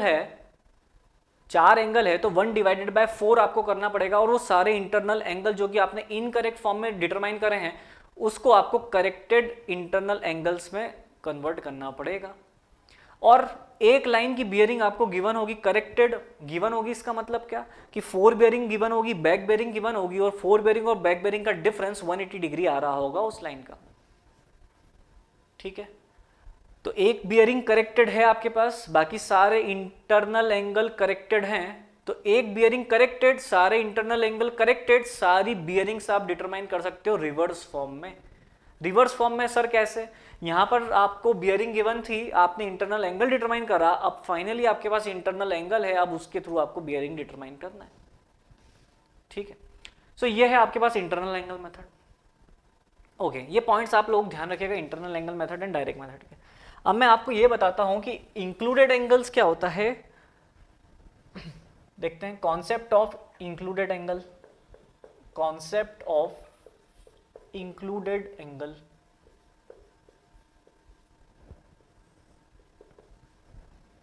इंक्लूडेड एंगल का कॉन्सेप्ट है क्या? यदि मैं यहां पर एक ट्रेवर्स की बात कर रहा हूं, देखिए एक ट्रेवर्स है आपके पास ए बी सी डी और ये वापस आ गया ए पर, ये एक ट्रेवर्स है आपके पास। ठीक है, ये ट्रेवर्स में ये जो एंगल्स हैं आपके पास, ये एंगल है, angle A, angle D, angle C and angle B. इन एंगल्स को आप क्या कहते हैं? इन एंगल्स को आप कहते हैं दिस इज इंटरनल एंगल्स। क्या कहते हैं? Internal angles. ये कौन सा एंगल है? इंटरनल एंगल्स है। और यदि मैं इसी ट्रेवर्स को यहां पर बना रहा हूं, A D C and B, A B C and D, यदि इसी ट्रेवर्स को मैं बना रहा हूं, तो ये जो एंगल आपको दिख रहे हैं यहां पर, ये आपके पास कौन सा एंगल है? ये है आपके पास एक्सटर्नल एंगल। ये था इंटरनल एंगल, ये है आपके पास external angles. Internal angle and external angle बता रहा हूं बेटा, कंसेप्ट बता रहा हूं राहुल, इंक्लूडेड एंगल का कंसेप्ट बता रहा हूं। मैं इंक्लूडेड एंगल का कंसेप्ट बता रहा हूँ। वहाँ पर यदि मैंने इंक्लूडेड एंगल वर्ड इसलिए यूज़ नहीं करा, अदरवाइज वहाँ पर थोड़ा सा कन्फ्यूजन हो जाता है, और उस कन्फ्यूजन को दूर करने के लिए वहाँ पर मैं इंटरनल एंगल मेथड का यूज़ कर लेता हूँ आजकल। उस वर्ड को मैंने चेंज कर दिया, इंक्लूडेड की बजाय मैंने उसको कर दिया इंटरनल, क्योंकि वहाँ पर कहीं कहीं कन्फ्यूजन हो जाता है बच्चों को, इस वजह से उसको चेंज कर दिया। कहाँ कन्फ्यूजन होता है वो अभी मैं बात करने वाला हूँ।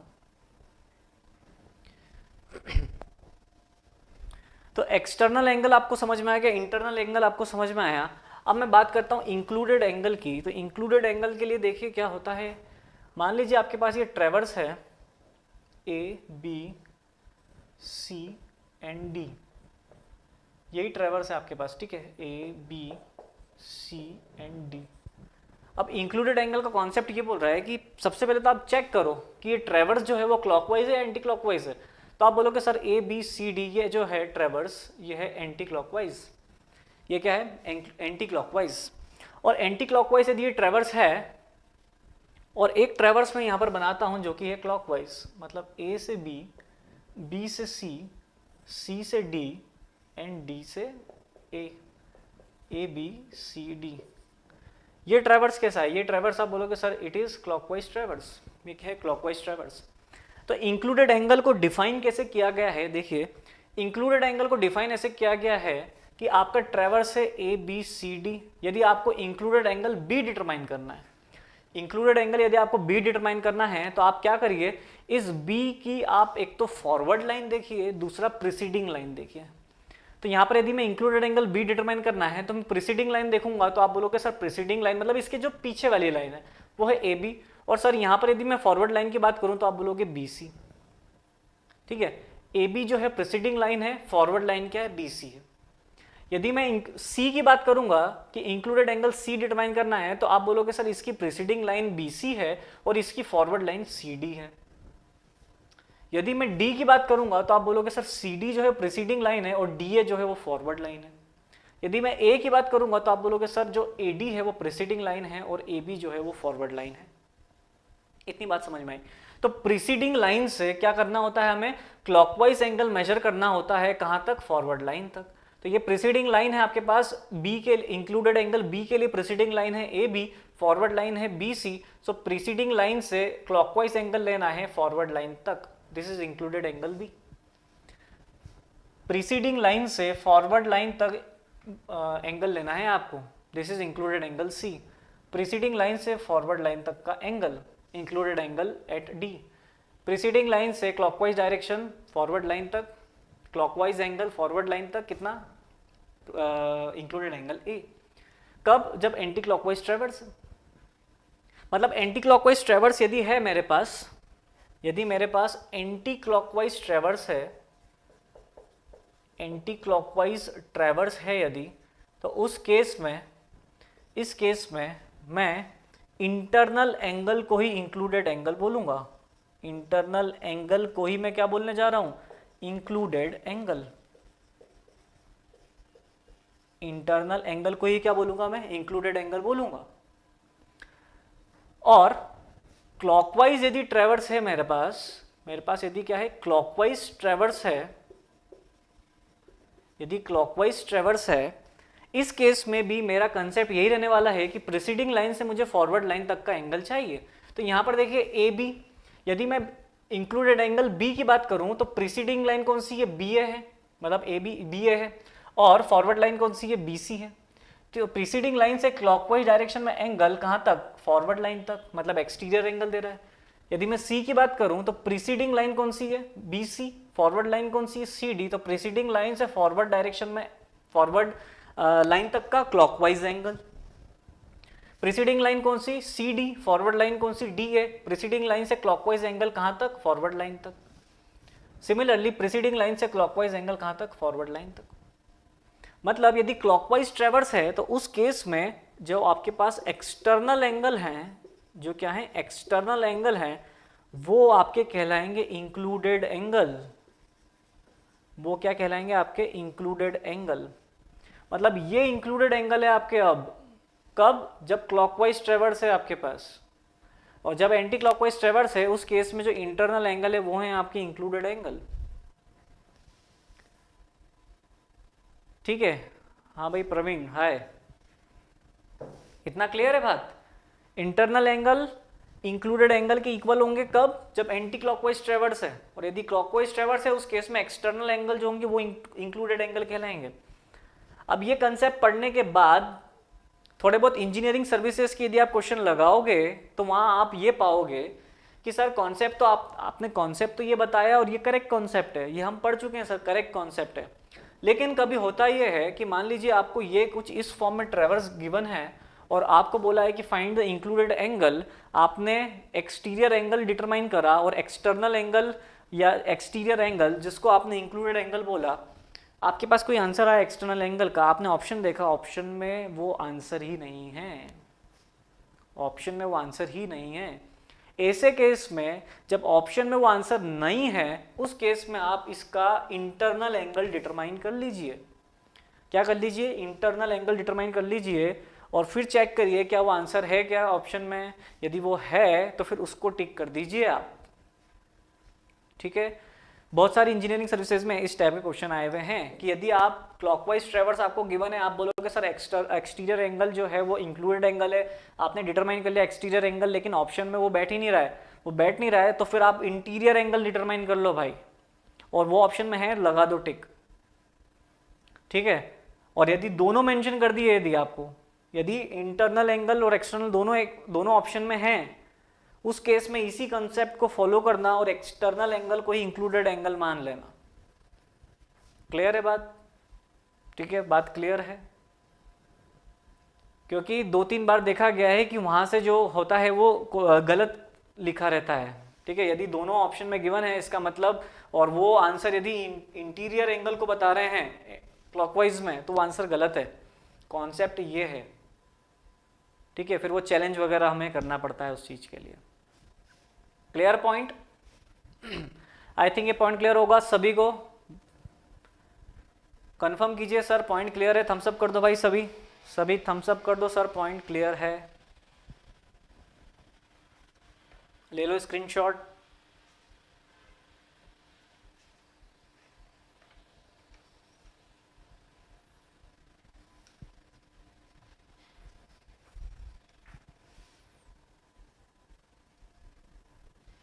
Yes clear, very good very good, बहुत बढ़िया। चलिए यहाँ पे कंपास जो है वो खत्म होता है। अच्छा, प्रिज्मेटिक कंपास और सर्वेयर कंपास में एक डिफरेंस बता देता हूँ आप लोगों को। प्रिज्मेटिक कंपास जो है वो WCB पर बेस्ड है, होल सर्कल बेयरिंग सिस्टम पर बेस्ड है, मतलब वो आपको 0 डिग्री से 360 डिग्री तक की वैल्यू देता है।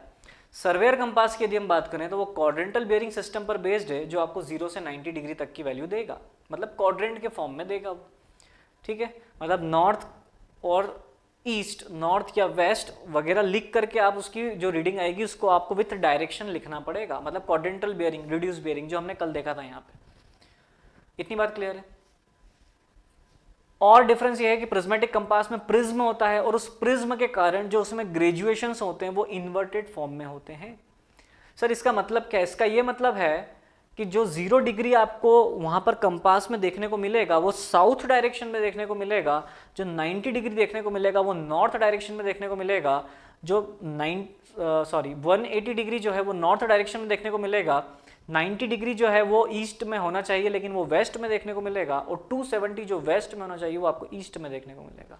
मतलब जो ग्रेजुएशंस होते हैं, जो उस पर रीडिंग्स लिखी होती हैं उस रिंग पे, वो इन्वर्ट फॉर्म में होती है। क्या होती है? इन्वर्ट फॉर्म में होती है। लेकिन सर्वेयर कंपास में जो रीडिंग्स होती हैं वो नॉर्मल फॉर्म में रहती है, इन्वर्टेड फॉर्म में नहीं रहती। मतलब वो 0 डिग्री नॉर्थ पे और साउथ पे बताएगा, 90 डिग्री वो ईस्ट और वेस्ट पे बताएगा। क्लियर है बात? इतनी बात क्लियर सभी को? ठीक है, ये इंपॉर्टेंट जो पॉइंट्स थे वो मैंने आपको बताया। एक और पॉइंट सुन लो, जो ग्रेजुएटेड रिंग है वो प्रिज्मेटिक कंपास में निडल के साथ अटैच्ड होती है, वो कंपास के साथ अटैच नहीं होती। जो ग्रेजुएटेड रिंग है, ग्रेजुएटेड रिंग का मतलब तो समझ गए होंगे ना, जिसपे क्या है, स्केल बनी हुई है जिससे हम रीडिंग नोट करते हैं। तो जो ग्रेजुएटेड रिंग है वो निडल के साथ अटैच्ड है, वो कंपास के साथ अटैच्ड नहीं है। इसका मतलब कि जो निडल है वो केवल मैग्नेटिक नॉर्थ और मैग्नेटिक साउथ डायरेक्शन में रेस्ट कंडीशन में आएगी, और उस मैग्नेटिक निडल से जो ग्रेजुएटेड रिंग है वो अटैच्ड है। इसका मतलब वो ग्रेजुएटेड रिंग भी उसी डायरेक्शन में रेस्ट रहेगी। तो यदि आप कंपास का जो लाइन ऑफ साइड है उसको चेंज कर देते हो, मतलब आप मान लो अभी कंपास की लाइन ऑफ साइड ये है, तो यहाँ पर निडल जो है वो इस डायरेक्शन में रेस्ट कंडीशन में है और उसी के साथ जो ग्रेजुएटेड रिंग है वो भी इसी डायरेक्शन में रेस्ट कंडीशन में। आपने क्या करा, वहाँ यहाँ पर कोई एक दूसरी रेंजिंग रॉड रखी, कंपास को रोटेट करा और यहाँ पर रखी रेंजिंग रॉड को साइड करा, तो निडल तो अभी भी वही डायरेक्शन शो करेगी, क्योंकि निडल किस डायरेक्शन में रेस्ट कंडीशन में आएगी, मैग्नेटिक नॉर्थ और मैग्नेटिक साउथ, और उस निडल से ग्रेजुएटेड रिंग अटैच्ड है। इसका मतलब कि लाइन ऑफ साइट चेंज होने के बाद भी जो ग्रेजुएटेड रिंग है वो अपना पाथ चेंज नहीं करेगी, वो उसी डायरेक्शन में रेस्ट कंडीशन में रहेगी। क्यों? क्योंकि वो निडल के साथ अटैच्ड है। लेकिन यदि मैं सर्वेयर कंपास की बात करूं तो जो ग्रेजुएटेड रिंग है वो कंपास से अटैच्ड होती है, निडल से अटैच्ड नहीं होती। तो निडल यदि इस डायरेक्शन में रेस्ट कंडीशन में है और यदि मैंने कंपास को क्या कर दिया, रोटेट कर दिया, मतलब मैंने कंपास से जो लाइन ऑफ साइड है उसको चेंज करा, तो कंपास को रोटेट कराया, तो कंपास से अटैच्ड ग्रेजुएटेड रिंग, तो ग्रेजुएटेड रिंग भी क्या हो जाएगी, रोटेट हो जाएगी, जो कि प्रिज्मेटिक कंपास में नहीं हो रही है। ठीक है, तो ये मैंने मेजर आपको डिफरेंस बताया, 3 difference. Clear? Sir open traverse में इंक्लूडेड एंगल इंटरनल एंगल होगा। ओपन ट्रैवर्स में बेटा अगेन कंसेप्ट तो यही कहता है, प्रीसीडिंग लाइन से फॉरवर्ड लाइन के बीच का क्लॉकवाइज एंगल, लेकिन क्वेश्चन पे डिपेंड करता है। क्वेश्चन में यदि वो आंसर नहीं होता है तब हम इंटरनल एंगल को इंक्लूडेड मान लेते हैं। मतलब कॉन्सेप्ट तो ये है, लेकिन कॉन्सेप्ट को मुझे मॉडिफाई करना होता है जो क्वेश्चन में ऑप्शन दिए होते हैं उसके अकॉर्डिंग। सिंपल सी बात। ठीक, क्लियर? आई थिंक पॉइंट, ये पॉइंट क्लियर होगा आप सभी को। तो मैं आपको अब एक क्वेश्चन देता हूं, इस पे बेस्ड कुछ हम क्वेश्चंस करते हैं, और यहाँ पे आपका कंपास सर्वे कंप्लीट हो गया। अब कुछ इंजीनियरिंग सर्विसेज के क्वेश्चंस हम देख लेते हैं, इस पे बेस्ड किस टाइप के आए हुए हैं। तो आपकी स्क्रीन पर मैं एक एक क्वेश्चन पुट करते जाऊंगा, आप सभी को आंसर करना है उसका। ठीक है, और फिर उसके बाद मैं आपको उसका सॉल्यूशन दूंगा यहाँ पे।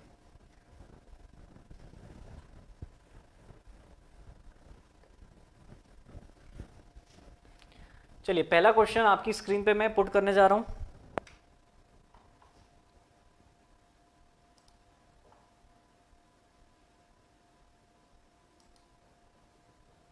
This is the first question. ये फर्स्ट क्वेश्चन है, EAC 2010 में आया हुआ है। देखिए, consider the following in the context of variation in magnetic declination.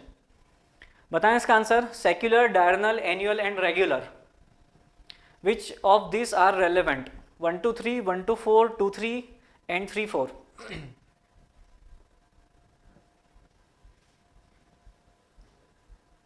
Which option?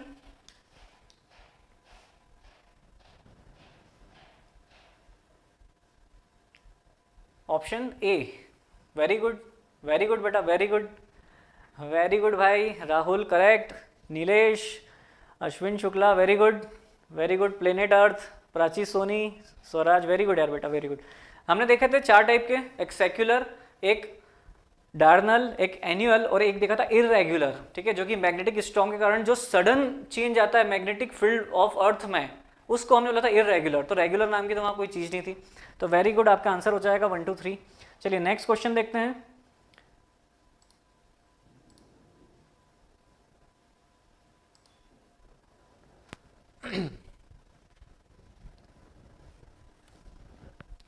Next question देखिए, the whole circle bearing of line OP and OQ are 18 degree 15 minutes and 335 degree 45 minutes respectively. What is the value of included angle QOP? बताएं भाई।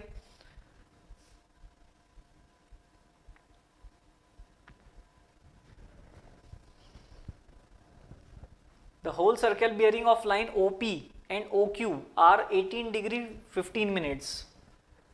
OP 18 degree 15 minutes and OQ 335 degree 45 minutes.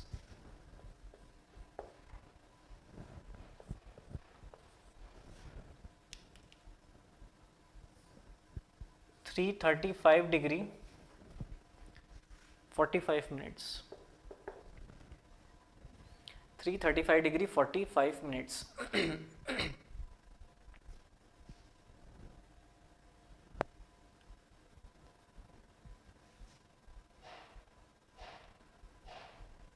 या देख लिया सभी ने answer? Question देख लिया है?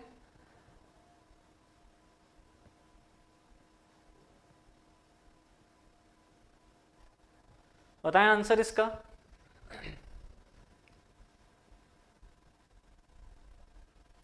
What is the value of included angle QOP? Included angle QOP.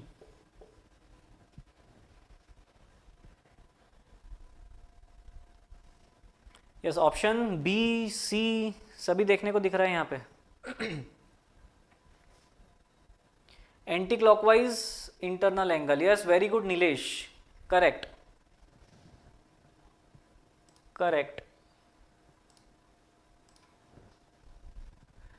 B option होगा भाई आपके पास। देखिए कैसे, एंगल QOP पूछा है आपसे, एंगल QOP, ठीक है, QOP preceding line QO, forward line OP, इसका मतलब कौन सा एंगल हो गया आपके पास? आपके पास ये वाला एंगल हो गया भाई, ये वाला एंगल, ठीक है। तो आप एक काम करिए, दोनों एंगल निकाल लीजिए। तो सबसे पहले मैं एक्सटर्नल एंगल की बात करता हूँ। एक्सटर्नल एंगल, एक्सटर्नल एंगल कैसे डिटरमाइन करोगे आप बोलोगे sir 335 degree 45 minutes minus 18 degree 15 minutes, ठीक है।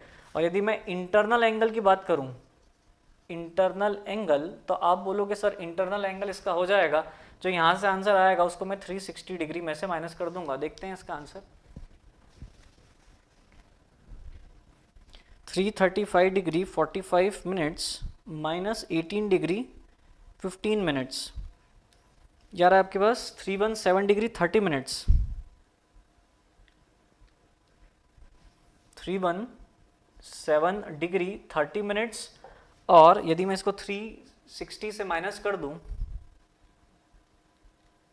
तो ये आपके पास आ रहा है कितना, 42 डिग्री 30 मिनट्स। कितना आ रहा है? 42 डिग्री 30 मिनट्स, ठीक है। अब यहाँ पर, यस वेरी गुड, यहाँ पर मैं यदि ऑप्शन देखूँ उसमें यदि वापस, तो देखिए ऑप्शन जो है फर्स्ट आ रहा है 317 डिग्री 30 मिनट्स। कहीं पर ऑप्शन दिख रहा है कि आपको 317 डिग्री 30 मिनट्स? कहीं पर भी आपको ऑप्शन में नहीं दिख रहा है, ठीक है। तो एक बार आप ये चेक कर लो। वैसे कॉन्सेप्ट हमारा क्या बोल रहा है? हमारा कॉन्सेप्ट बोल रहा है कि जो प्रीसीडिंग लाइन से फॉरवर्ड लाइन के बीच का एंगुलर, सॉरी क्लॉकवाइज एंगल, क्या बोल रहा है? Clockwise angle. सो हमारा आंसर क्या हो जाएगा?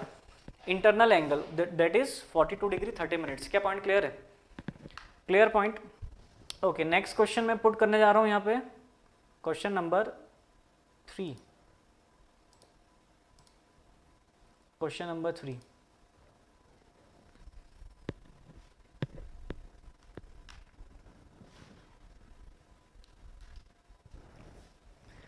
the diurnal variation is a variation of declination in a year from mean position during the year. This is the assertion. Then reason क्या बोल रहा है, the diagonal variation is greater is in summer than in winter.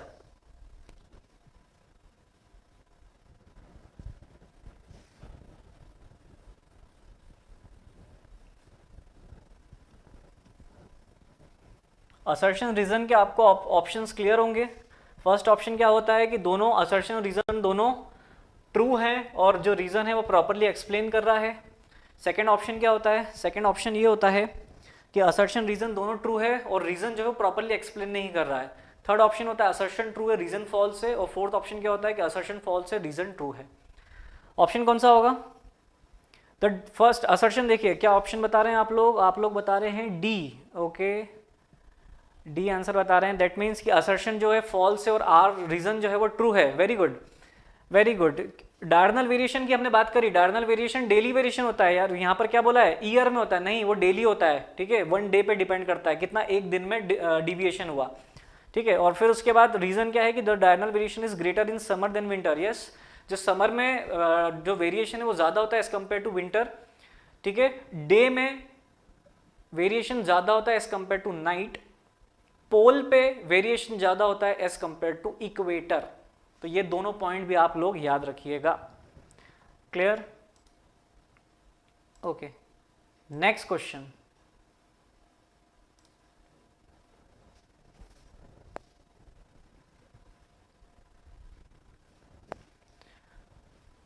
The bearing of line AB is 150 degree and the angle ABC is 124 degree. Bearing of line BC is, करिए solve. हाँ, pole पे greater होता है as compare to equator. Yes, Shaira.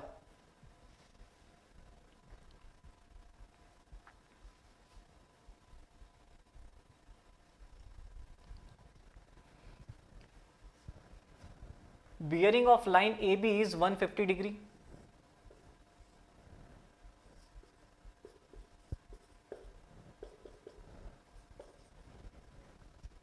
Bearing of line AB is 150 degree and angle ABC is 124 degree. Angle ABC is 124 degree. Angle ABC is 124 degree.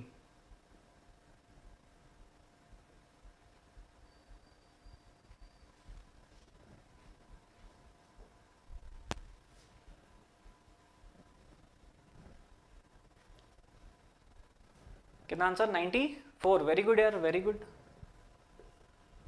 Very good.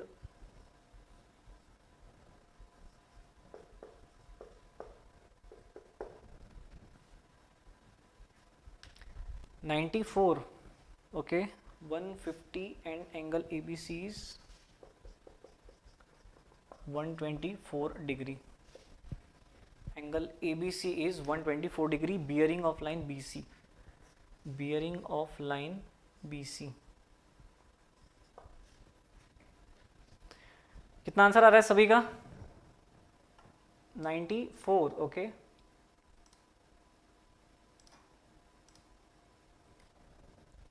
देखिए AB line की आपको bearing दे दी है 150 और angle ABC आपको दे दिया है 124 और आपको पूछ रहा है बियरिंग ऑफ लाइन BC। क्या पूछा है आपसे, आपसे पूछा है bearing of line BC। Bearing of line BC। तो देखिए AB की लाइन की बियरिंग आपको दे दी 150, एंगल ABC कितना दिया है, 124 दिया है। एंगल ABC, यदि ये बियरिंग 150 है तो ये एंगल कितना हो जाएगा, ये एंगल हो जाएगा कितना, 30 डिग्री। यदि ये एंगल 30 डिग्री है तो ये एंगल भी कितना हो जाएगा, 30 डिग्री। ये एंगल 30 डिग्री हो गया। ठीक है, अब मैं क्या करने जा रहा हूँ, एंगल B को ड्रॉ कर रहा हूँ और एंगल B जो मुझे गिवन है वो कितना है, 124 डिग्री गिवन है। तो एंगल B 124 है तो यहाँ से यहाँ तक 30 हो गया। अब यदि मैं इसमें 90 डिग्री ऐड कर दूंगा तो 90 + 30 कितना हो जाएगा, 90 + 30 120, लेकिन ये 124 है। इसका मतलब ये जो लाइन है वो यहाँ कहीं आएगी। ठीक है, यहाँ पे लाइन मत बनाइएगा, यहाँ पर आएगी ये line. This point is C। Clear? So ये जो एंगल आपको गिवन है ये कितना गिवन है, ये एंगल आपको गिवन है 124 डिग्री और आपसे पूछा है bearing of line BC। Bearing of line BC line की बियरिंग डिटरमाइन करना है आपको। इसका मतलब आपको ये वाला एंगल डिटरमाइन करना है। तो 124 में से 124 में से यदि आप 30 डिग्री माइनस कर देंगे, 124 में से 30 डिग्री माइनस कर देंगे आप, देखिए 124 में से यदि आप 30 डिग्री माइनस कर देंगे तो आपको क्या मिल जाएगा, बियरिंग ऑफ लाइन BC। क्या पॉइंट क्लियर है सभी को? पॉइंट क्लियर सभी को? सिमिलरली यदि आप यहाँ पर देखना चाहें कि सर हम 150 डिग्री ये बनाया, अब हम जो बनाना चाह रहे हैं एंगल ऑफ B, वो एंगल B सर ये बनाना चाह रहे हैं, ये कितना है 124 डिग्री सर, ये हम करना चाह रहे हैं। अब यहाँ से आप डिटरमाइन कर सकते हैं, ठीक है, आप यहाँ से भी डिटरमाइन कर लीजिए कि सर हमने तो यहाँ पर ऐसा थोड़ी ना बोला था कि एंगल जो B है वो ये वाला है, यहाँ पर तो एंगल B गिवन था, हमने ये वाला एंगल B बना लिया। आप यहाँ से भी आंसर निकाल लीजिए, ठीक है, यहाँ से एक आंसर निकाल लीजिए और एक आंसर यहाँ से निकाल लीजिए और देखिए कि ऑप्शन कौन सा मैच हो रहा है, ठीक है। ऑप्शन जो मैच होगा वो वाला आपका आंसर है। तो आप यहाँ से भी कर सकते हैं, आप यहाँ से भी कर सकते हैं, ऑप्शन देखिए कौन सा मैच हो रहा है, ये वाला ऑप्शन आप लोगों के लिए मैच हो जाएगा। और ये कितना आ रहा है 94 degree. Clear? Rahul Patel, okay, got it, very good. चलिए नेक्स्ट क्वेश्चन। देखो कॉन्सेप्ट समझ में आ रहे हैं तो लाइक करते जाओ भाई सेशन को।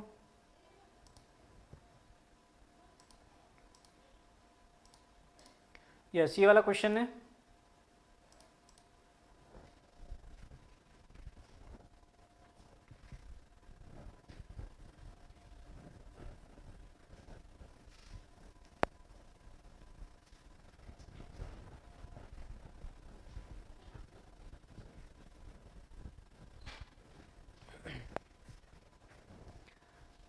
The line PQ in an old map had magnetic bearing of north 57 degree east when local magnetic declination was 2 degree. If the magnetic declination now is 4 degree, then what will be the magnetic bearing of PQ?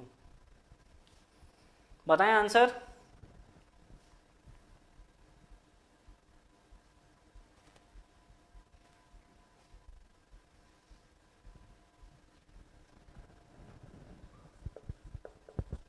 Magnetic bearing आपको given है north 57 degree east when local declination was 2 degree east. If the magnetic declination now, okay, magnetic declination present is 4 degree west, then what is the magnetic bearing of line PQ? Magnetic bearing of line PQ. Yes, answer? Answer B, 63. Okay, check करते हैं, check करते हैं। सबसे पहले एक diagram बनाते हैं हम यहाँ पर। मैंने आप सभी को पहले बोला है कि सबसे पहले तो आप ट्रू नॉर्थ बना लिया करो और उसके बाद आप क्या बनाया करो, उसके बाद आप डिक्लिनेशन बनाया करो। डिक्लिनेशन यहाँ पर कितना गिवन है 2 डिग्री ईस्ट, ठीक है। कब? जब ये लाइन की मैग्नेटिक बियरिंग जब मेजर करी थी उस समय जो डिक्लिनेशन है वो कितना था 2 डिग्री ईस्ट था। तो सबसे पहले मैं 2 डिग्री ईस्ट पर एक लाइन बना देता हूं। ये मैंने एक लाइन बनाई, ठीक है, कितना है 2 डिग्री। यहां पर मेंशन कर देता हूं मैं सभी जगह 2 डिग्री, जिससे मुझे कहीं पर भी कुछ कंफ्यूजन ना हो। ये मैंने मेंशन कर दिया। उसके बाद आपको मैग्नेटिक बियरिंग गिवन है किस लाइन PQ की, north 57 east. Magnetic bearing given है, इसका मतलब ये जो मैग्नेटिक नॉर्थ वाली लाइन है इसको रेफरेंस मानना है आपको, ठीक है। कितना? नॉर्थ 57 ईस्ट, नॉर्थ 57 ईस्ट ये लाइन हमने बनाई, दिस लाइन इज PQ। और ये कितना एंगल गिवन है? ये आपको एंगल गिवन है 57 डिग्री, ठीक है, 57 डिग्री। अब इस केस में यदि मैं ट्रू बियरिंग डिटरमाइन कर लूं, क्यों? क्योंकि ट्रू बियरिंग तो कभी चेंज नहीं होती है। जो चेंज होता है वो क्या होता है? मैग्नेटिक बियरिंग चेंज होता है। मैग्नेटिक बियरिंग चेंज क्यों हो रहा है? क्योंकि मैग्नेटिक बियरिंग डिपेंड करता है मैग्नेटिक मेरिडियन पे, और मैग्नेटिक मेरिडियन में क्या दिखता है? हमें वेरिएशन देखने को मिलता है, जो कि क्या होता है? डिक्लिनेशन में वेरिएशन, जिसको हम कह रहे हैं, ठीक है। इसका मतलब ट्रू बियरिंग तो कभी चेंज नहीं होगी, डिक्लिनेशन भले ही चेंज हो जाए। जैसे यहाँ पर ईस्ट डायरेक्शन में डिक्लिनेशन था, हो सकता है वेस्ट डायरेक्शन में हो जाए, तो डिक्लिनेशन चेंज हो सकता है, मतलब मैग्नेटिक नॉर्थ चेंज हो सकता है, लेकिन ट्रू बियरिंग, ट्रू नॉर्थ तो वहीं रहने वाला है। तो सबसे पहले हम ट्रू बियरिंग डिटरमाइन कर लेते हैं। तो यहाँ पर आप बोलोगे सर ट्रू बियरिंग जो होगा वो 57 + 2 59 डिग्री हो जाएगा सर। 59 डिग्री यदि मैं कॉर्डिनेट रिड्यूस बियरिंग के फॉर्म में लिखूं तो आप बोलोगे sir north 59 degree towards east, ठीक है। ये कब? जब डिक्लिनेशन 2 डिग्री ईस्ट की तरफ था। लेकिन आज की डेट में जो डिक्लिनेशन है वो 4 डिग्री वेस्ट की तरफ है। तो चलो वापस बनाते हैं डायग्राम। ट्रू बियरिंग तो कभी चेंज होने वाला नहीं है। डिक्लिनेशन चेंज हो गया है, 4 डिग्री वेस्ट की तरफ हो गया है, तो यहां पर मैं बना देता हूं line 4 degree 4 degree 4 degree and 4 degree. ठीक है, ट्रू बियरिंग आ चुका है इस लाइन का कितना, 59 डिग्री टुवर्ड्स ईस्ट। ये मैंने लाइन बना दी, नॉर्थ से ये एंगल आ गया आपके पास 59 डिग्री। अब आपसे पूछा क्या है, आपसे मैग्नेटिक बियरिंग पूछा है, मतलब मैग्नेटिक नॉर्थ को रेफरेंस मानना है आपको। डिक्लिनेशन टुवर्ड्स किस तरफ है, वेस्ट की डायरेक्शन में, ये टुवर्ड्स वेस्ट। ठीक है, क्या करेंगे, 59 degree plus 4 degree, 59 degree plus 4 degree that is 63 degree, किस तरफ, north towards east, north towards east, north 63 degree towards east. Clear सभी को पॉइंट, यस वेरी गुड यार, वेरी गुड। चलिए आगे बढ़ते हैं नेक्स्ट क्वेश्चन की तरफ। क्वेश्चन नंबर, हाँ ये हो चुका है क्वेश्चन नंबर 6। क्वेश्चन नंबर 6 करिए solve, question number 6।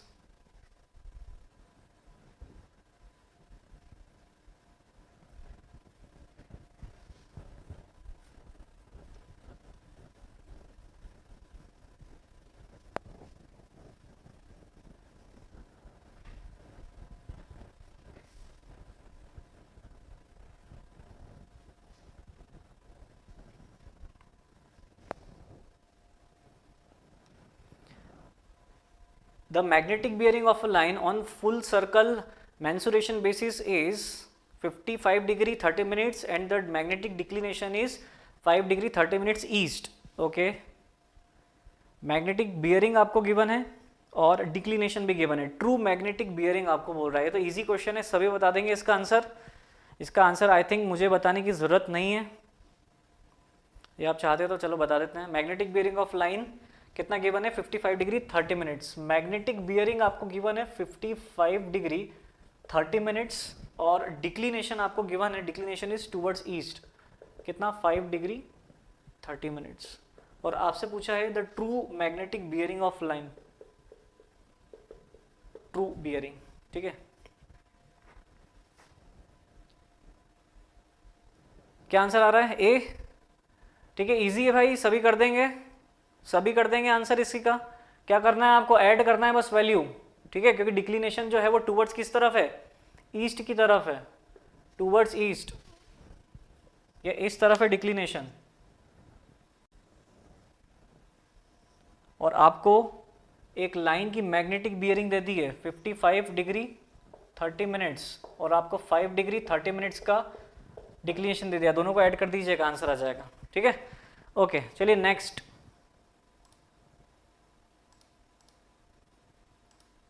Next question,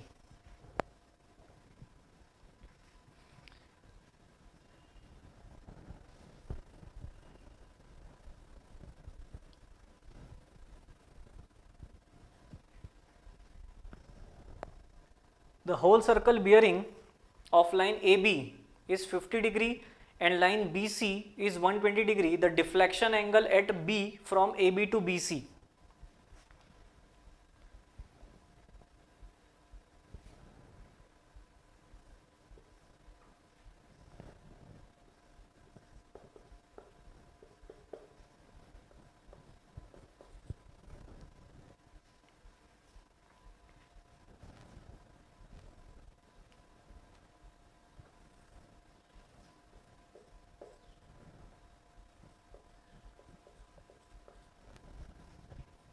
कितना आंसर आ रहा है,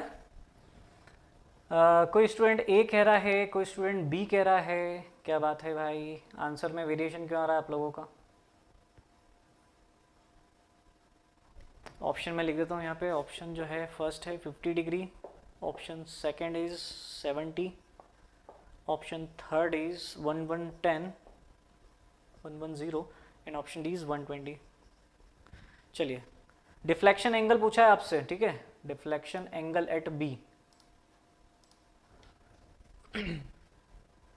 डिफ्लेक्शन एंगल मतलब क्या, डिफ्लेक्शन एंगल मतलब यदि इस लाइन को मैं एक्सटेंड कर देता हूं, इस लाइन को यदि मैंने एक्सटेंड कर दिया तो आपसे ये वाला एंगल पूछा है, ये वाला angle, deflection angle at B. ठीक है, ये समझते हो ना आप, ये वाला angle.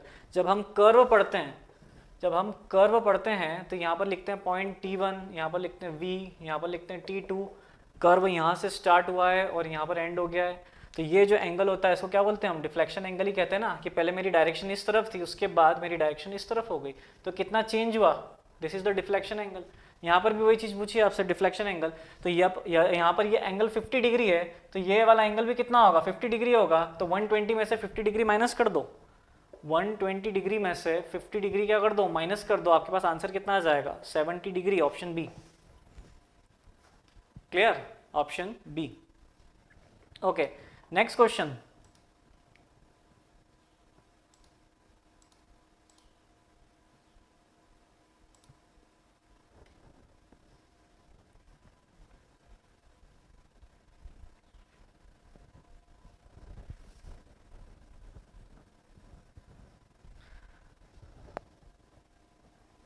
The whole circle bearing of line AB and BC are, whole circle bearing of line AB is 30 degree 15 minutes and whole circle bearing of line BC is 120 degree 30 minutes.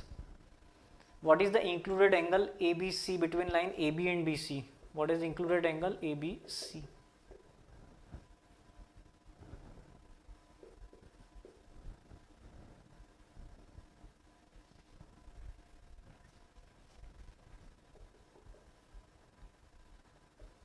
Option A 229 degree 45 minutes,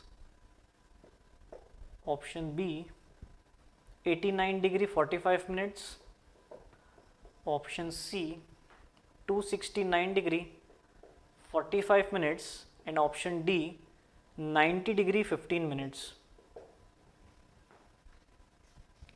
Yeah, which option? Which option?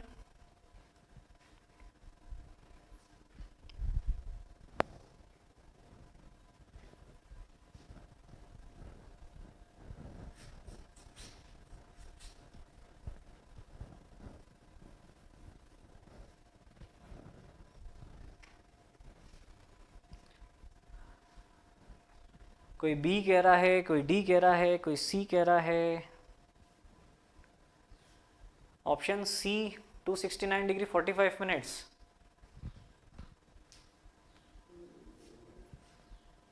B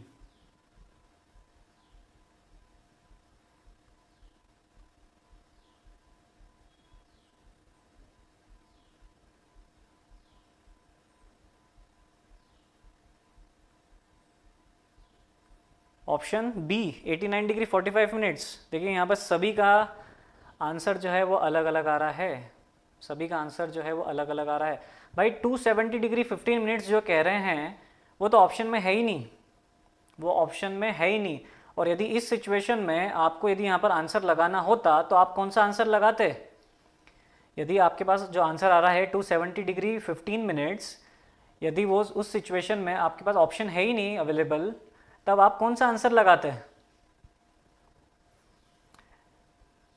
या very good, very good, very good भाई, very good, B लगाते हैं option. Very good. देखिए concept क्या कह रहा है? Concept कहता है कि whole circle bearing of A B आपको गिवन है, whole circle bearing of A B आपको गिवन है 30 डिग्री 15 मिनट्स। ठीक है, then W C B of B C, B C आपको गिवन है कितना? 120 डिग्री 30 मिनट्स, 120 डिग्री 30 मिनट्स ये आपको गिवन है। और आपसे पूछ रहा है एंगल ए बी सी। ठीक है, included angle A B C पूछा है आपसे, तो आपको पता है included angle A B C में प्रीसीडिंग लाइन से क्लॉकवाइज एंगल लेना है हमें फॉरवर्ड लाइन तक का।